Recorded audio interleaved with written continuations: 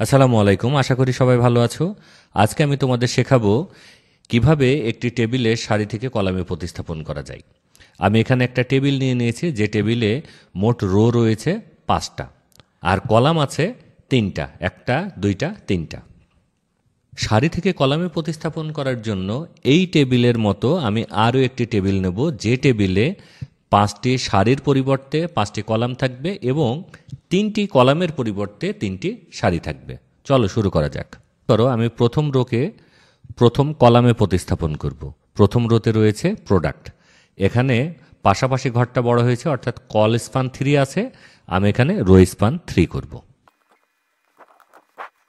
তাহলে এর সাথে সাথে আমার প্রথম রোকে কিন্তু আমি প্রথম কলামে প্রতিস্থাপন করে দিয়েছি। এখন দ্বিতীয় রোতে আছে নাম্বার, প্রোডাক্ট নেম আর প্রোডাক্ট কাউন্ট, যেটাকে আমি দ্বিতীয় কলামে প্রতিস্থাপন করব। এখন তৃতীয় সারির পালা। খেয়াল করো, তৃতীয় রোতে ছিল 1 পেন আর 50। 1 আর পেন তো নর্মাল, কিন্তু 50 রো স্পান 3 ছিল, এখানে হবে কল স্পান 3। তো 50তে এখানে দেখছি নর্মাল আছে, আমি এই দুইটা ঘর মুছে একে কল স্পান 3 করে দেব।